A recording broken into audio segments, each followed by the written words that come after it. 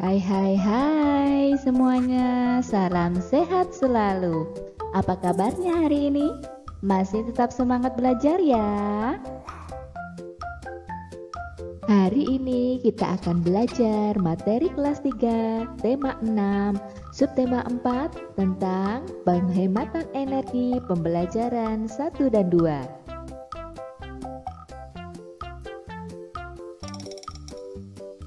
Adapun tujuan pembelajaran hari ini adalah 1. Siswa mampu mengenal hak dan kewajiban menghemat energi. Yang kedua, siswa mampu menghitung luas. Yang ketiga, siswa mampu membuat karya dengan teknik menempel. Yang keempat, siswa mampu berlatih senam ritmik.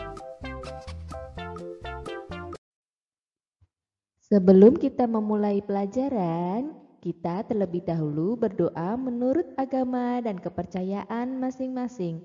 Berdoa dimulai. Berdoa selesai. Menghemat energi. Kalian sudah mengetahui bahwa kesediaan energi semakin berkurang. Penggunaan energi alternatif perlu dipikirkan. Energi alternatif untuk menjaga kesediaan energi. Kalian harus ikut serta menjaga kesediaan energi. Caranya dengan menghemat penggunaan energi. Bagaimanakah perubahan energi terjadi? Bagaimana manusia memanfaatkan perubahan energi tersebut? Ada beberapa cara untuk menghemat energi. Cara tersebut dapat kalian lakukan, misalkan menggunakan air dan listrik secukupnya. Contoh lainnya seperti berjalan kaki atau naik sepeda untuk pergi ke sekolah. Menggunakan kendaraan umum juga cara menghemat energi. Nah, sekarang ayo pelajari bersama cara menghemat energi. Menghemat energi untuk menjaga kesediaannya. Menghemat energi juga untuk menjaga lingkungan agar lingkungan tetap sehat. Nah, coba perhatikan gambar rumah Dayu. Nah, di sini Dayu dan keluarganya akan bercerita tentang menghemat penggunaan listrik. Rumah Dayu sangat asri dan bersih. Banyak tanaman di halaman rumahnya. Setiap sore hari Dayu dan keluarga menyirami tanaman. Pagi hari Dayu dan keluarga membersihkan rumah. Semua jendela dibuka agar sinar matahari dapat masuk ke dalam rumah. Pepohonan di rumah Dayu sangat subur dan rimbun. Pepohonan membuat teduh lingkungan di sekitarnya. Pepohonan membuat udara di sekitarnya bersih. Jendela dan lubang udara di rumah Dayu banyak.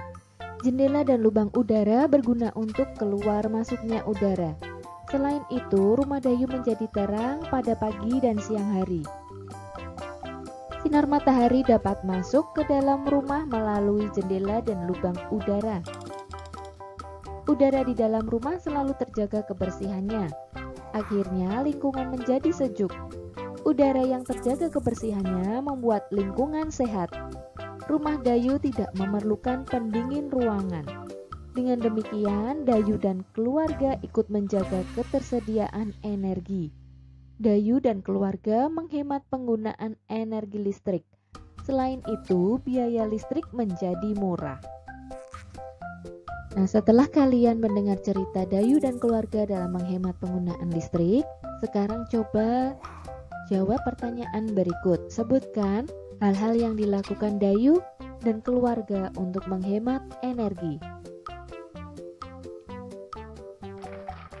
Iya, rumah Dayu memiliki pepohonan yang sangat subur dan rimbun. Jendela dan lubang anginnya banyak. Nah, di sini lubang anginnya sama dengan ventilasi udara ya. Dan terang pada pagi dan sore hari. Rumah Dayu tidak membutuhkan pendingin ruangan atau AC sehingga menghemat energi.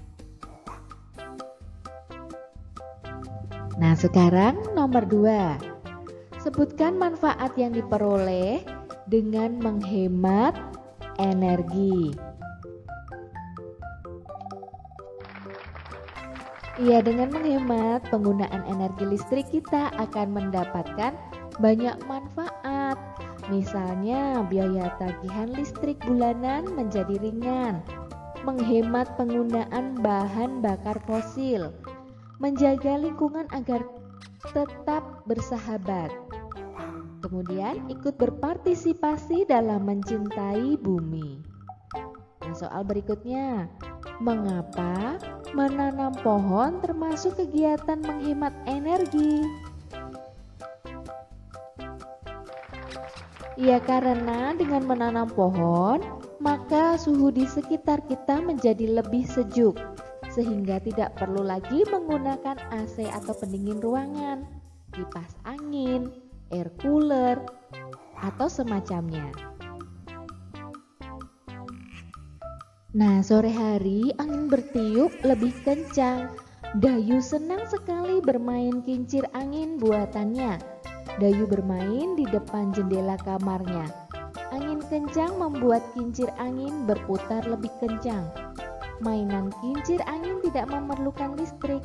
Dayu menghemat penggunaan listrik. Edo dan Benny akan membuat kincir angin. Alat dan bahan yang disiapkan adalah sebagai berikut. Nah, kalian bisa menyaksikan video pembuatan kincir angin dari kertas.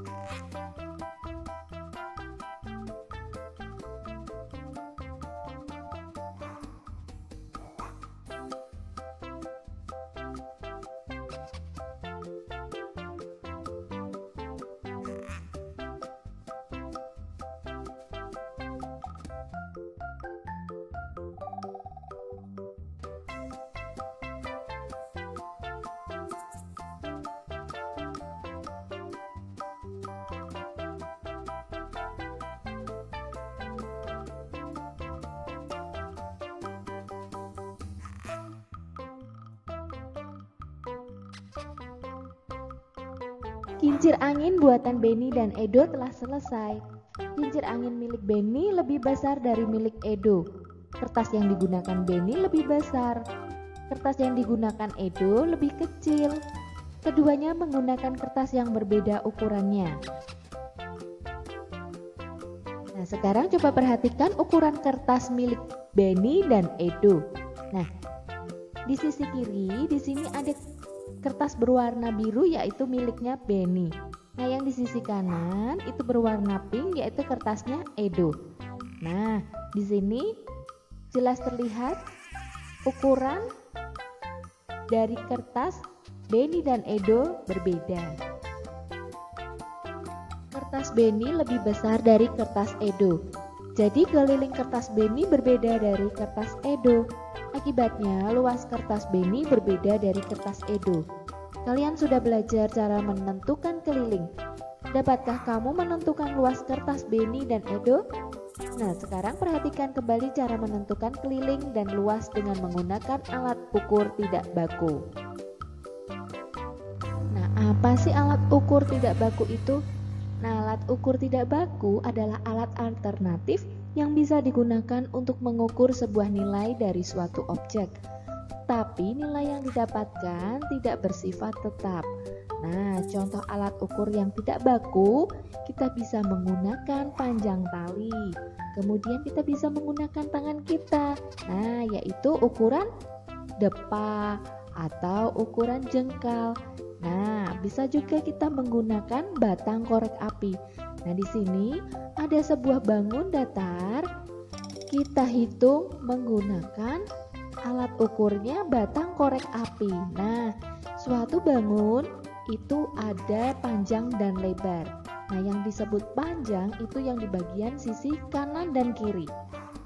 Yang lebar itu di bagian atas dan bawah. Nah, di sini bangun datarnya mempunyai panjang dengan ukuran yang dari batang korek apinya ada 1, 2, 3, 4, 5. Nah, di sini panjang mempunyai 5 batang korek api. Nah, sedangkan yang lebarnya yaitu di sisi atas dan bawahnya. Kita hitung sama-sama ya. 1, 2, 3. Nah, di sini bangun datarnya mempunyai lebar 3 batang korek api. Nah, untuk menghitung keliling, rumusnya panjang ditambah panjang, kemudian tambah lebar tambah lebarnya.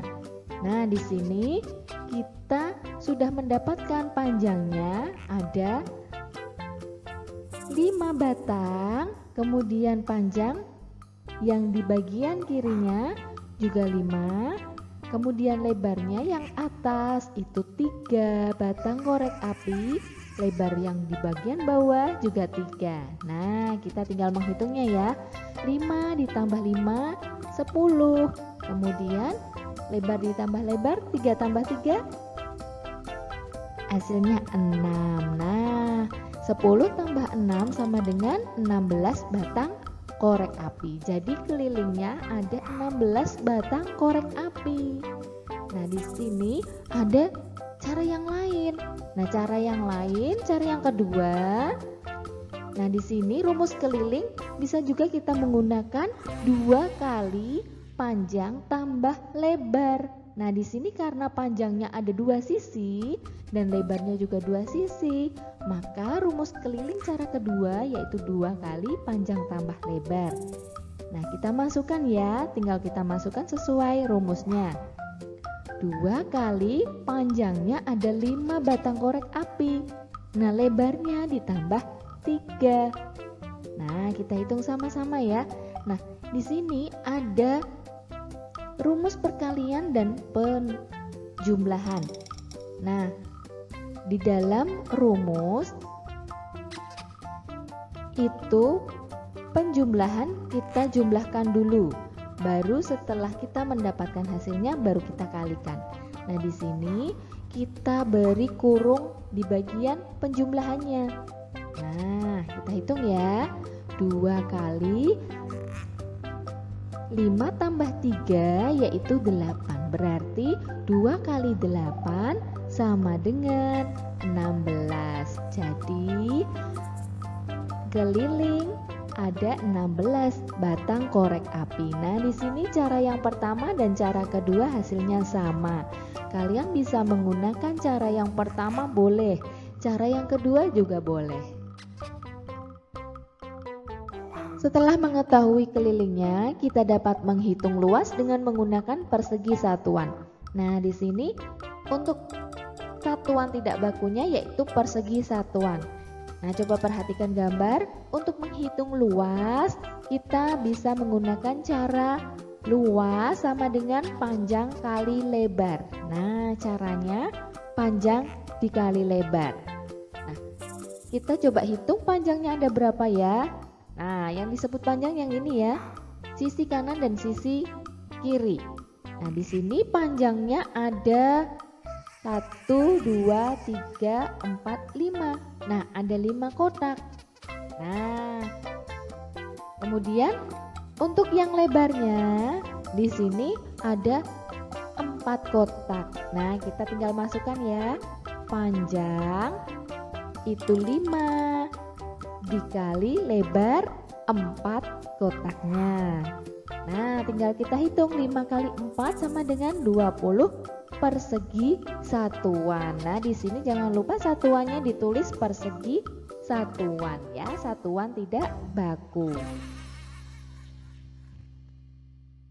Nah, untuk lebih memahami soalnya, coba hitung perkiraan luas gambar berikut. Gunakan alat ukur tidak baku ya, seperti tadi contohnya. Di sini nomor 1, coba perhatikan gambar nomor 1. Nah, luas ada berapa persegi satuan nih? Nah, di sini ada panjang. Panjangnya ada 5. Nah, kita tulis dulu ya, panjang kali lebar 5, kemudian dikali lebarnya ada 6, berarti 5 dikali 6 sama dengan 30 persegi satuan. Nah, coba perhatikan gambar yang kedua. Di sini luasnya, panjangnya ada 4. Nah, kemudian dikali luasnya, dikali lebarnya. Lebarnya ada ya 5, berarti 4 dikali 5. 4 dikali 5 sama dengan 20 persegi satuan.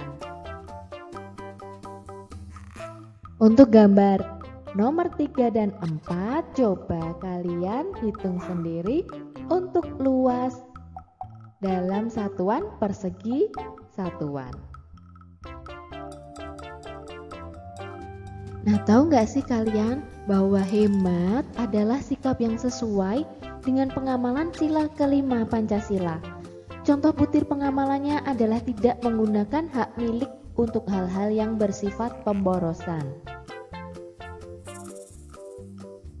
Nah, sekarang coba perhatikan gambar berikut. Apa pendapatmu tentang perilaku anak pada gambar tersebut? Nah, di sini jelas terlihat anak yang di dalam gambar tidak mencerminkan sikap hemat. Nah, di sini semua pada nyala ya. Ada lampu menyala, radio menyala, televisi menyala. Kemudian air keran menyala. Nah, sedangkan anak tersebut hanya bermain game ya di sofa. Kemudian kipasnya juga nyala. Nah, semua peralatan elektronik menyala. Nah, jadi perilaku anak pada gambar tidak sesuai dengan sila kelima Pancasila. Tuhan juga memerintahkan manusia agar tidak melakukan pemborosan. Seseorang yang melakukan pemborosan berarti tidak peduli dengan orang lain. Selain itu, juga tidak peduli dengan alam yang kita tempati. Padahal alam ini merupakan tempat tinggal semua makhluk hidup. Nah, coba perhatikan gambar yang tadi ya. Tuliskan 5 kegiatan yang termasuk pemborosan energi. Nah, di sini banyak banget ya kegiatan yang termasuk pemborosan energi. Kemudian tuliskan pula saran perbaikan untuk perilaku tersebut. Nah, di sini ada tabel ya perilaku pemborosan dan saran perbaikannya. Nah, di sini contohnya si anak bermain mainan yang menggunakan energi listrik. Nah, sarannya bermain permainan yang tidak menggunakan energi listrik. Nah, contoh yang pertama, di sini menyalakan televisi tetapi tidak ditonton. Nah, saran perbaikannya apa nih? Ia sebaiknya mematikan televisi apabila tidak ditonton. Nah, kita menggunakan kata saran sebaiknya. Kemudian yang kedua, di sini ada ya radio menyala ya. Perilaku pemborosannya menyalakan radio tetapi tidak didengarkan. Nah, saran perbaikannya apa? Ya, sebaiknya mematikan radio jika tidak didengarkan. Nah, contoh yang ketiga nih. Ada apa lagi ya? Iya, menghidupkan kedua lampu. Nah, di sini lampu belajar nyala, kemudian lampu ruangan juga menyala. Nah, keduanya menyala semua ya. Nah, saran perbaikannya apa nih? Iya, seharusnya mematikan salah satu lampu. Nah, salah satu lampu digunakan, jangan dua-duanya dinyalakan semua. Nah, untuk nomor 4 dan 5, coba kamu cari perilaku pemborosan yang lain dan juga saran perbaikannya. Nah, setelah kalian menyebutkan perilaku pemborosan yang ada pada gambar, sekarang buatlah cerita berdasarkan gambar tersebut ya. Gunakan kata-kata yang ada di dalam kotak. Di sini ada kata hemat, energi, pemborosan, lingkungan, kewajiban, listrik, dan energi alternatif. Nah, di sini ada contoh cerita yang berdasarkan gambar tersebut ya. Edo sedang bersantai di ruang TV, namun ia melakukan pemborosan. Ia menyalakan televisi tetapi tidak ditonton. Edo juga menyalakan radio namun tidak didengarkan. Kemudian ia juga menyalakan kedua lampu secara bersamaan dan keran air. Kegiatan tersebut menggunakan energi listrik. Sebaiknya Edo melakukan penghematan energi. Penghematan energi merupakan langkah untuk menjaga kelestarian lingkungan. Selain itu, menghemat energi merupakan kewajiban masyarakat. Sementara itu, energi listrik juga dapat dihasilkan dari pembangkit listrik tenaga air atau PLTA. PLTA merupakan energi alternatif. Nah, di sini kalian bisa membuat cerita sendiri berdasarkan gambar. Kegiatan berolahraga ada juga yang membutuhkan energi listrik. Salah satunya adalah kegiatan senam ritmik. Senam ritmik disebut juga senam irama. Senam irama adalah senam yang gerakannya diiringi irama. Irama tersebut dapat berupa musik atau hitungan. Irama dari musik membutuhkan energi listrik. Irama dari ketukan tidak membutuhkan listrik. Mari mencoba gerakan senam ritmik dengan ketukan. Lakukan tahapan gerakan berikut ini. Yang pertama, melompat sambil mengayun lengan ke kiri dan ke kanan. Nah, caranya yang pertama berdiri tegap sambil memegang bola. Letakkan bola tepat di depan dada. Yang kedua, angkat kaki kiri sambil mengayunkan tangan ke sebelah kanan. Langkah selanjutnya, angkat kaki kanan sambil mengayunkan tangan ke sebelah kiri. Nah, lakukan sesuai irama yang dipimpin gurumu. Gerakan kedua, memutar badan. Caranya, berdiri tegap, kemudian jalan di tempat dimulai dengan kaki kiri dulu. Pada hitungan keempat, putar badan menghadap ke belakang. Kemudian pada hitungan kelima, jalan di tempat kembali dimulai dengan kaki kiri. Pada hitungan ke-8, putar badan menghadap depan kembali. Nah, lakukan sesuai irama yang dipimpin gurumu. Kemudian lakukan gerakan kombinasi. Nah, caranya berdiri tegap sambil memegang bola, letakkan bola tepat di depan dada. Gerakan pertama melompat ke sebelah kiri, angkat kaki kiri sambil mengayunkan tangan dan badan ke kanan.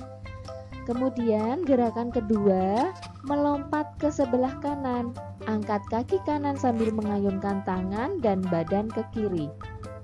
Kemudian gerakan ketiga, melompat sebelah kiri, angkat kaki kiri sambil mengayunkan tangan dan badan ke kanan.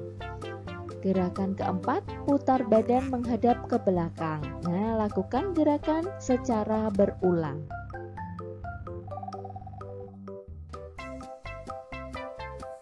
Terima kasih, kalian sudah menyelesaikan materi ini dengan baik. Kamu memang anak pintar. Mama Papa, terima kasih sudah mendampingi Ananda belajar hari ini. Semoga penjelasannya bermanfaat. Sampai jumpa. Bye-bye.